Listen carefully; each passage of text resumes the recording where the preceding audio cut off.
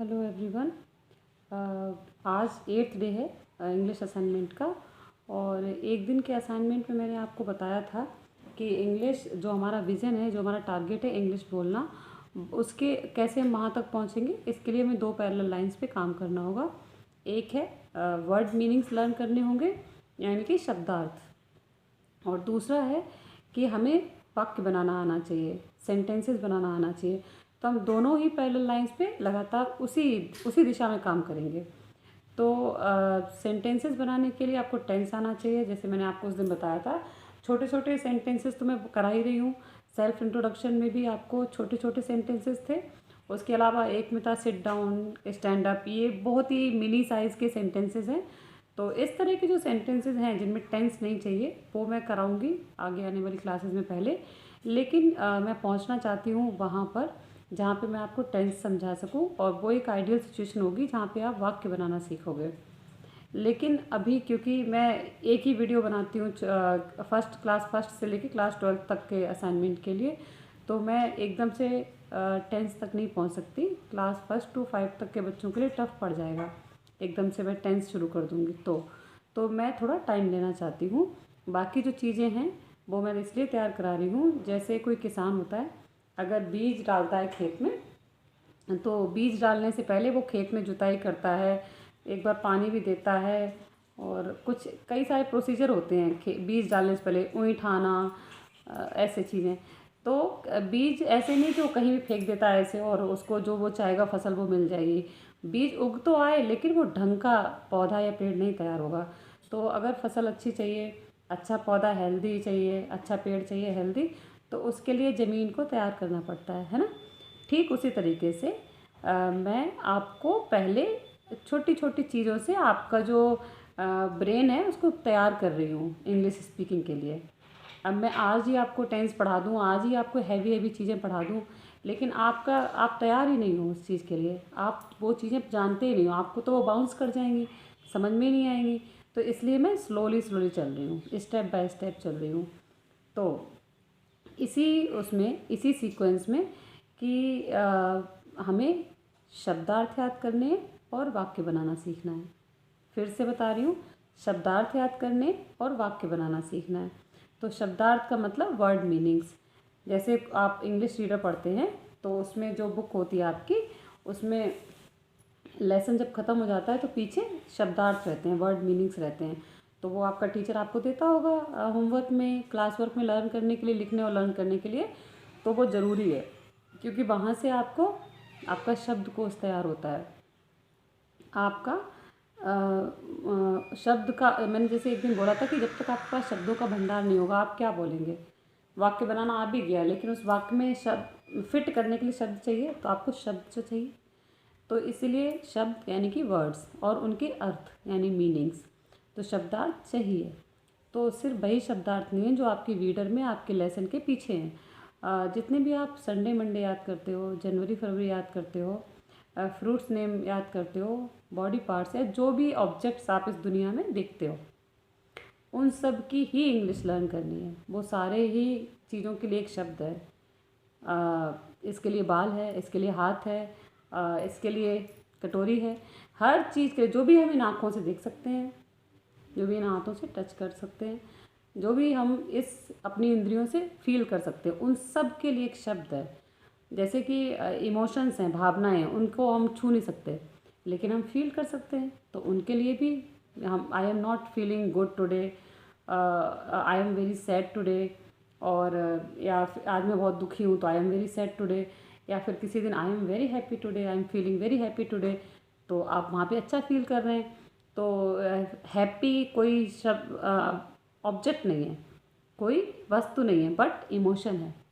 Emotion है, तो उसको हमारी इंद्रियां फील कर रही हैं, हमारा ब्रेन और हमारा हार्ट फील कर रहा है उसको। तो वो सारी चीज़ें, हमारी आँख इंद्री है, हमारी कान इंद्री है, जो हमारी इंद्रियां छू सकती हैं, देख सकती हैं और महसूस कर सकती हैं। उन हर चीज़ों के लिए, हर इमोशन के लिए, हर उस चीज़ के लिए एक शब्द है, ठीक है। और हर भाषा में शब्द है उसके लिए। शब्दों का हमारे पास भंडार होना चाहिए, उतनी ही अच्छी हम भाषा बोलेंगे। बोलने के लिए आप इंग्लिश छोटी मोटी बोलना शुरू कर दो। अब जैसे आप किसी बड़े शहर में जाओ, वहाँ पे ऑटो वाले, रिक्शे वाले, अगर कोई विदेश का आ गया, जो देखेंगे फॉरेनर है, तो वो थोड़ी बहुत 2-4 शब्द इंग्लिश के बोलना शुरू कर देते हैं। रटे रटाए होते हैं वो 2-4 शब्द। तो वो 2-4 शब्द बोल देना इंग्लिश बोलना नहीं होता। इंग्लिश बोलना होता है कि आप जो भी फील करते हो, आप जो भी कहना चाहते हो, जितना जो कुछ आप हिंदी में बोलते हो, हिंदी भाषी के लिए जो आप अपनी भाषा में जितना जो कुछ बोलते हो, वो सब कुछ आप इंग्लिश में बोल पाओ, इसे कहते हैं इंग्लिश बोलना। एक और चीज़ मैं कहना चाहती हूँ कि जैसे आजकल क्यों, जब से यूट्यूब चल रहा है, यूट्यूब चैनल्स पर आप देखेंगे कई सारे लोग 7 दिनों में इंग्लिश सीखे हैं, 1 महीने में इंग्लिश बोलना सीखे हैं। ये तो मुझे बड़े ही फ़नी लगती है ये क्लेम, उनके ये दावे बड़े ही फ़नी लगते हैं कि 7 दिनों में किसको इंग्लिश बोलना सिखाओगे आप? जिसको पहले से इंग्लिश बोलनी आती है तो आपने सिखाया क्या? और जिसको नहीं आती है उसको आप 7 दिन में कैसे सिखा सकते हो? मैं अपने चाचा, अपने दाऊ, अपने दादा, अपने छोटे दादा, इन सबको अगर भेज दूँ कि चलो ठीक है, जो क्लेम कर रहा है 7 डेज़ में या 1 मंथ में इंग्लिश सिखाना, 6 मंथ में सिखा देंगे? नहीं। तो जो मैंने बात कही थी ना कि बीज डालने से पहले खेत को जोतना पड़ता है, तो वही है कि मैं एक्चुअल स्पीकिंग सिखाने से पहले आपकी बेसिक चीज़ों में इसलिए मैं आपको बता रही हूँ कि जैसे मैं खेत की जुताई करते हैं ना बीज डालने से पहले, वैसे आपको स्पीकिंग सिखाने से पहले मैं आपका ग्राउंड तैयार कर रही हूँ, बोलने का ग्राउंड तैयार कर रही हूँ, आपका ब्रेन तैयार कर रही हूँ, आपके ब्रेन का जो खेत है ना उसकी जुताई कर रही हूँ। तो ये जो चीज़ें हैं ना, बड़ी अट्रैक्टिव तरीके से लोग वीडियोस बनाते हैं कि 7 दिनों में सिखा देंगे, महीने भर में सिखा देंगे, ऐसे नहीं हो सकता, इट्स नॉट पॉसिबल। ये सिर्फ बहुत ही अट्रैक्टिव क्लेम्स होते हैं व्यूज़ बढ़ाने के लिए। तो एक्चुअल यही है सिचुएशन कि अगर आप हिंदी भाषा या इंग्लिश के अलावा आप कोई और भाषा हमेशा से बोलते रहें तो आपको टाइम लगेगा और उसके लिए हमें प्रॉपर मेहनत करनी होगी। तो मैं फिर अपनी बेसिक थिंग पे आती हूँ कि हमें 2 पैरेलल लाइंस पे काम करना है, शब्दार्थ और वाक्य। तो उसी सीक्वेंस में मैं आपको आज कुछ लर्न करने को दूंगी आज के असाइनमेंट में। आज वैसे वीडियो नहीं बना पाया जैसे पेपर पे करके बनाती हूँ, आज थोड़ा बिजी थी। तो आपको जो class 1 to 5, class 1st to 5th के स्टूडेंट्स के लिए जो होमवर्क है, जो असाइनमेंट है, वो ये है कि वो 10 फ्रूट्स नेम लर्न करेंगे। 10 फ्रूट्स नेम पहले लिखेंगे, फिर उनको लर्न करेंगे।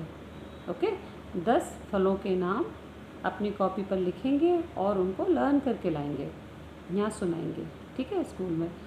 तो ये है from class 1st to class 5th। Alright, अब इसी में क्लास 6 से लेकर क्लास 12 तक के बच्चों का असाइनमेंट है कि आप 20 फ्रूट्स नेम लर्न करिए। 20, 1st to 5th के लिए 10, 6 to 12 के लिए 20। आप ये लिखिए और लर्न करिए। तो 20 फ्रूट्स नेम अगर आपको बुक में ना मिले या फिर ऐसे लर्न ना हो, वैसे तो छोटे बच्चों के लिए मैंने 10 दिए हैं, तो 5-7 आते ही हैं, 2-4 फ्रूट्स नेम उनको आ रहे होते हैं। कुछ अच्छा बच्चा है तो उसको मोर देन 10 भी आएंगे। बट ये सबके लेवल को ध्यान में रखते हुए मैं एक नॉर्मलाइज्ड वे में होमवर्क देती हूँ। तो आप 10 फ्रूट्स नेम लर्न करेंगे टिल क्लास 5th। कक्षा 5 तक के बच्चे 10 फ्रूट्स नेम या 10 फलों के नाम लिखकर याद करेंगे। और 6 to 12 20। अगर आपको नहीं मिलते हैं बुक में तो ये अगर आप वीडियो देखते हो तो आपको नेट भी चलता होगा और आप नेट पे सर्च कर लीजिए, आपको 20 फ्रूट्स नेम ईजिली मिल जाएंगे। तो यही लर्न करना है, ये लिख के और फिर ये लर्न करना है। ये असाइनमेंट है आपका आज का। Okay, thank you.